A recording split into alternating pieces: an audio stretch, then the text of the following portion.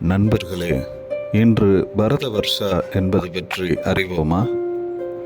இந்தியாவின் பல புராணங்கள், இதிகாசங்கள் மற்றும் பிற பழங்காலத்திய நூல்கள் பாரத வருஷத்தை பற்றி குறிப்பிடுகின்றன. அது ஜம்பு துவீபம் எனப்படும் ஒரு பெரிய நிலப்பரப்பினை குறிப்பிடுகிறது. பூகோளம் எவ்வாறு பிரிக்கப்பட்டது என்பது பற்றிய விரிவான கோட்பாட்டை புராணங்கள் வழங்குகின்றன. பரத வருஷா என்பது மகாபாரதத்தில் உள்ள பரதனின் தாயகத்தை குறிக்கும் வேத சொல்லான பாரதத்தின் மொழிபெயர்ப்பாகும். இது இதிகாச மற்றும் புராண யுகங்களில் வளர்ந்து இறுதியில் பாரசீகத்தின் தாக்கத்தால் இந்த பகுதி இந்துஸ்தான் அல்லது சிந்து நதியின் இடம் என்று குறிப்பிடப்பட்டது. பிரிட்டிஷ் காலத்தில் இந்துஸ்தான் என்பது மருவி இந்தியா என்று அறியப்பட்டது.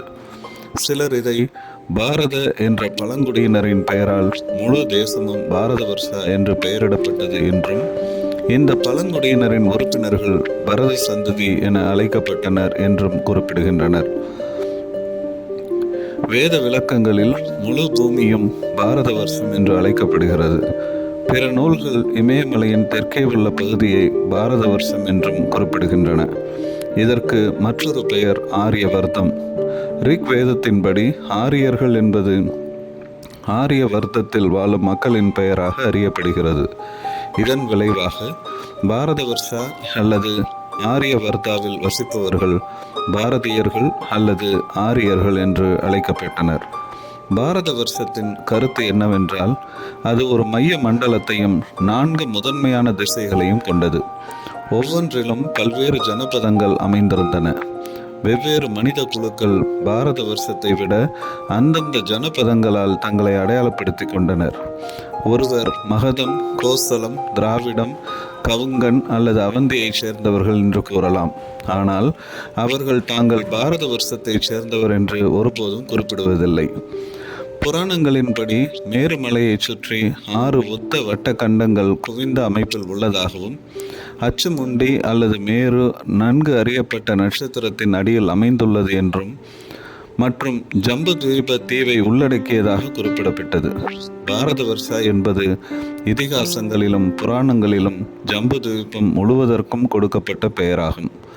கடலுக்கு தெற்கேயும் பனிமூடிய மலைகளுக்கு வடக்கேயும் அமைந்துள்ள பகுதி பாரதம் என்றும் அழைக்கப்படுகிறது. பாரதத்தின் மூதாதையர்கள் அங்கு வாழ்ந்ததால் அது அவ்வாறு உள்ளது என்று விஷ்ணு புராணம் கூறுகிறது. பெரிய நாடுகள் அவற்றின் மக்கள் தொகை மற்றும் இனங்களின் அடிப்படையில் அழைக்கப்படுகின்றன. பரதர்கள் என்று அழைக்கப்படும் வேத ஆரிய இனமாகும். பாரத வருஷா என்ற பெயர் இந்த இனத்திலிருந்து தோன்றியது என்று கூறப்படுகிறது. ரிக் வேதம் குறிப்பாக பாரத ரிஷி விஸ்வாமித்திரரின் மண்டலம் 3 பரதர்களை பற்றி குறிப்பிடுகிறது. அவர் அவர்களை ஒரு மரியாதைக்குரிய மற்றும் பழமையான பழங்குடி என்று விவரிக்கிறார். இவர்களின் குறிப்பு தவிர பிற பண்டைய இலக்கியங்களிலும், குறிப்பாக மண்டலம் 7 படி 10 மன்னர்களின் போரில் பரதர்கள் வென்றதாக குறிப்பிடப்படுகிறது. பரதர் ஒரு உலகளாவிய மன்னர்.